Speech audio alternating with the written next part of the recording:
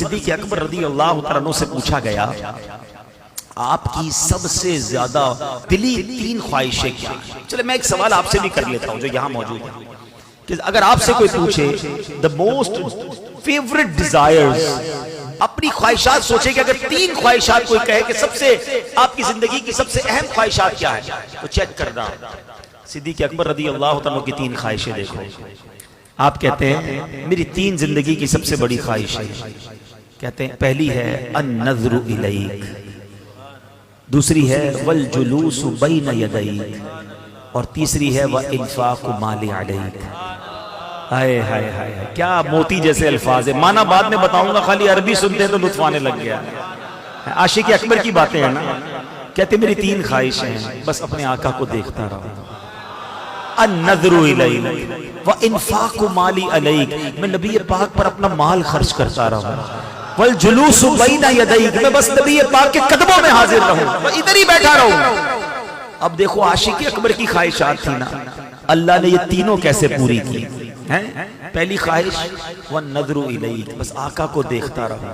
जब नबी पाक खुतबा फरमाते थे ना, बयान फरमाते, सारे सहाबा दुजानू बैठकर अदब के साथ सर झुकाते थे, आका के चेहरे को नहीं देखते थे। सिर्फ अबू बकर सिद्दीक़ रज़ी अल्लाह तआला और हजरत उमर फारूक रज़ी अल्लाह तआला, ये नबी पाक के चेहरे को देखते, आका उन्हें देखते।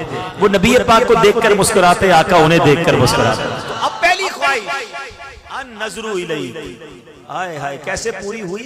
किताबों में एक जुमला मैंने पढ़ा कि वो इबादत जो सिद्दीक़ अकबर ने गारे सौर में नबी पाक के दीदार वाली इबादत की ना, जब आका गोद में थे। ट्राई टू अंडरस्टैंड, जरा रियलाइज करो, जब कोई किसी की गोद में होता है दीदार कैसा होता है।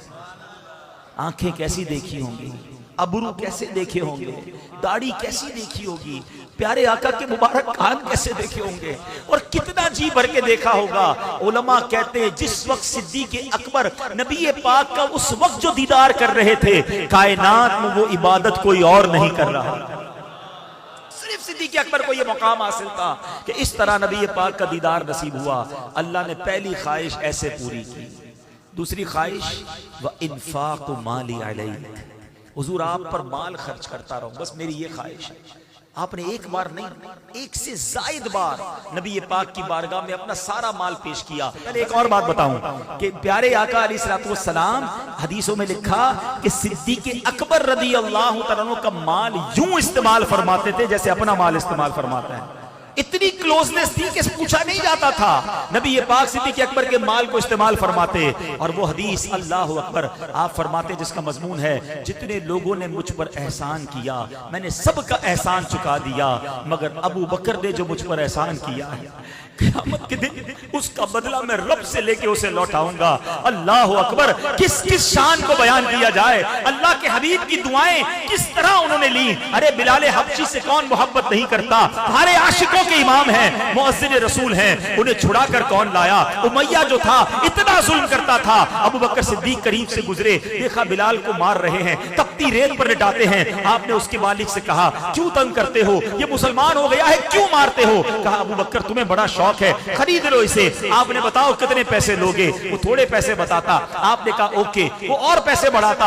आपने कहा ठीक है, वो डील डन करता, फिर पैसे बढ़ा देता। वो जितने मांगता रहा आप बढ़ाते रहे, आखिरकार एक रकम पर फैसला हो गया। आपने जब पैसे दिए, उमैया पता है क्या कहता है, कहता है अबू बकर तुम तो बड़े कारोबारी थे, तुम्हारे कारोबार की मैंने बड़ी बातें सुनी, तुम्हारी डील बड़ी जबरदस्त होती थी, आज तुमने क्या किया, जो मांगा तुमने दे दिया, बड़ा महंगा गुलाम खरीदा है। अल्लाह अकबर। अबू बकर सिद्दीक कहते हैं ए उमैया तुम बिलाल की कीमत क्या जानो, तुम्हें क्या मालूम ये कौन है। अरे तुम इससे ज्यादा मांगते, मैं तुम्हें इतने देता।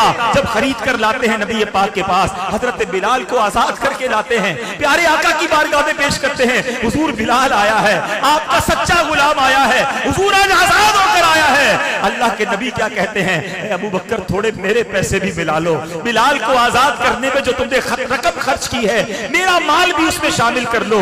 सिद्दीक अकबर कहते हुजूर मेरा माल आप ही का तो है, हुजूर मेरा सब कुछ आपका है। अल्लाह अकबर, क्या क्या कारनामे बयान करूं सिद्दीक अकबर रज़ी अल्लाह ताला अन्हु के। सुनो तीसरी ख्वाहिश वल जुलूसु बैन यदैक, कहते हुजूर मेरी तमन्ना है कि बस आपके कदमों में जिंदगी गुजरे, जिंदगी तो गुजारी, मगर जब वफात का वक्त करीब आने लगा, आका तो तशरीफ ले जा चुके थे ना दुनिया से, हैं, मगर सिद्दीक़ अकबर रज़ी अल्लाह तआला अन्हु ने वसीयत क्या की, कहते देखो जब मेरा विसाल हो जाए ना तो मेरी मैयत को नबी पाक की बारगाह में ले जाना, रोजे के सामने रख देना और ये कहना कि हुजूर अबू बकर हाजिर है, अगर अंदर से इजाजत मिल जाए तो साथ दफन कर देना, इजाजत ना मिले तो जन्नतुल बकी में दफना देना।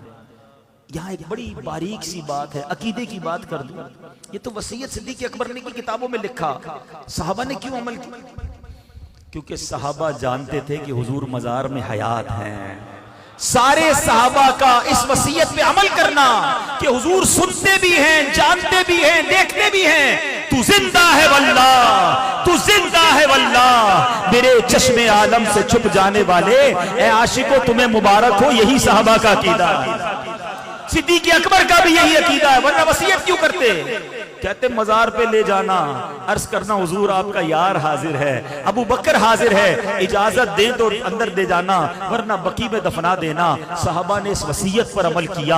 आपकी मैयत को नबी पाक के रोजे के सामने रखा गया और अर्ज किया गया, अस्सलामु अलैका या रसूल अल्लाह, अबू बकर हाजिर है। सुनो, दरवाजा खुलता है, ताला खुलता है और अंदर से आवाज आती है, अदखिलुल हबीबा इलल हबीब फइन्नल हबीबा इलल हबीबी मुश्ताकुन। अब हबीब को हबीब के पास ले आओ, क्योंकि हबीब को हबीब से मिलने का इश्तियाक है। सिद्दीक़ अकबर आज मजार में भी नबी पाक के साथ मौजूद है।